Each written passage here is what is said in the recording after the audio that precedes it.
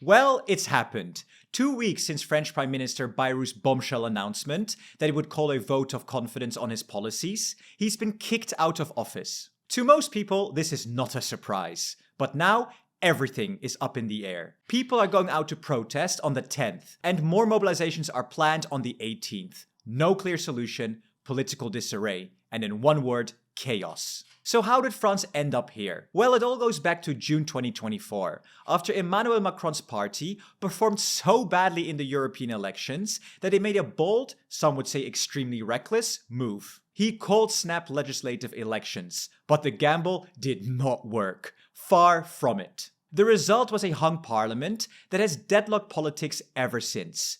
3 big blocs emerged: Macron's centrist Ensemble, Marine Le Pen's National Rally, and the left-wing Popular Front. Each of them ended up with about a third of the seats, which meant nobody had a majority, and politics quickly got stuck. Now in France, the president chooses the prime minister, and Macron had to try several times. First came Gabriel Attal, Macron's young protégé, and the country's youngest ever prime minister. But without support in the parliament, his government did not last long. Next up, Michel Barnier, the veteran politician and former Brexit negotiator. But his austerity-focused budget collapsed, and so did his government, after a vote of no confidence. And finally, François Bayrou. On paper, he looked like a safe pair of hands, but his 2026 budget was explosive. 44 billion euros in cuts, scrapping 2 public holidays, and freezing welfare spending. For many in parliament, it was simply too much. So in the end, Bayrou called a vote of confidence. It was a risky move from the start, and commentators were already asking why an opposition that despises his government would ever turn to back him. But Bayrou's argument was simple. If Parliament gave him its confidence, he'd have the legitimacy to push through his controversial budget later this year. But the gamble backfired spectacularly. The vote went against him, and Bayrou is now out of office, which leaves France right back where it started. Another prime minister gone, no majority in parliament, and no clear path forward. Ouch. So the big question is, how does this political crisis affect France? And perhaps, more importantly, what comes next? Let's look at 3 scenarios. Scenario 1. Macron appoints a new prime minister. This remains the most probable course of action for President Macron, and one name frequently mentioned as a potential successor is Sébastien Lecornu, currently serving as France's Minister of the Armed Forces. Lecornu is the youngest person to ever hold this position, having been appointed at the age of 39. His appointment has been marked by a focus on strengthening France's military and enhancing its role in European defense. However, this move is unlikely to restore political stability. Lecornu is not that popular, and would most likely get pushed out very quickly, which would just restart the crisis all over again, especially as the 2026 budget vote approaches. Now, before we get into the second reason, a quick thank you to the people who make these videos possible, our Patreon supporters and YouTube members. A special shout out to our presidents, Jeanette, Jan, Kristen, Peter, HEVD, Daniel, Stefan, Unite Europe, Rashid, and Kiki Loksin. Your support is what keeps this channel running. And of course, everyone you see on the screen matters just as much. Every single euro goes a long way in helping us keep EU-focused journalism independent. So if you enjoy our content and want to support the work we do, consider joining us on Patreon. It really does mean the world to us. Link in the description below. Thank you.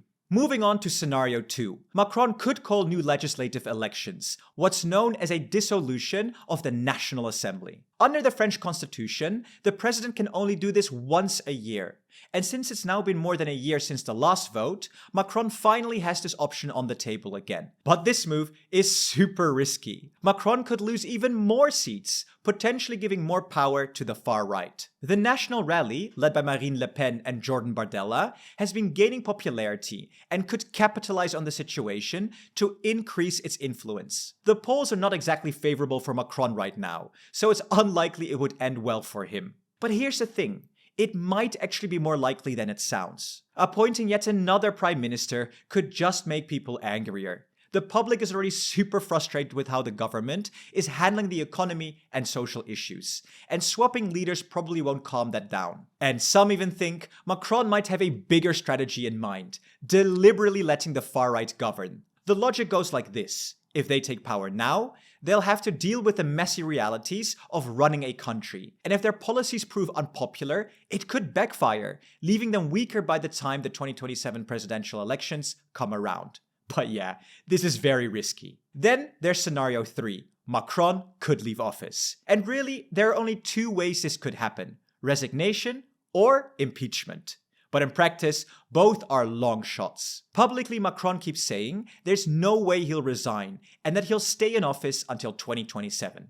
But of course, politicians always say that. Admitting otherwise would basically be game over instantly. Behind the scenes though, it's not entirely unthinkable. Some commentators even suggest resignation could be used as a strategy to block Marine Le Pen from the presidency. You see, Le Pen was convicted of embezzling EU funds and handed a 5-year ban from holding public office. She's appealing the decision, but the verdict won't come until next year. So if Macron were to call a presidential election now, the far right would likely have to put forward another candidate, most likely Jordan Bardella, which could leave them in a much weaker position. And then there's impeachment, what the French constitution calls destitution. But this is even less realistic. It is a long and complicated process, and you need a 2/3 majority in both the National Assembly and the Senate.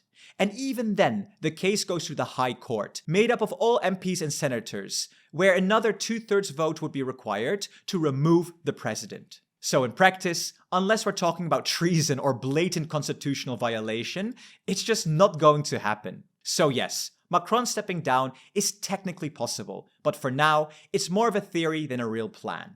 The much likelier outcome, he digs in and tries to ride out the crisis and stays in office until 2027. Either way though, the mood in France is tense. The country is sitting on a massive debt problem. In 2024, French GDP was about 2.9 trillion euros, but debt stood at 3.3 trillion euros. That's roughly 114% of GDP.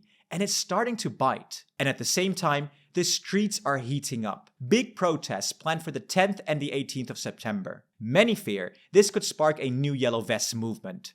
People are angry about austerity measures like sweeping budget cuts and even scrapping 2 public holidays. Unions and grassroots groups are mobilizing nationwide.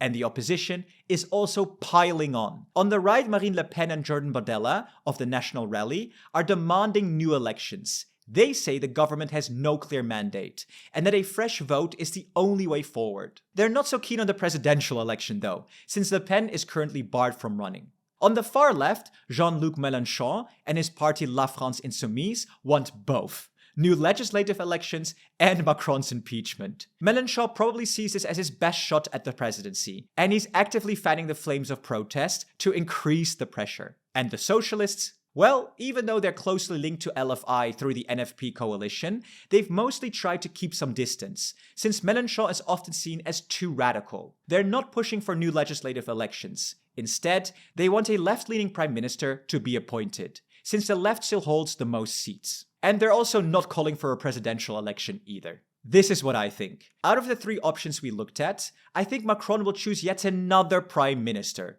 Most likely, Sébastien Lecornu, a centrist. But just like Bayrou before him, I really don't think it will last. The only way a new prime minister could actually work is if Macron goes left to bring in the socialists, or right to win over the Republicans, maybe even a national rally. Another centrist simply won't cut it. He'll almost certainly fail the moment next year's budget comes around. And elections?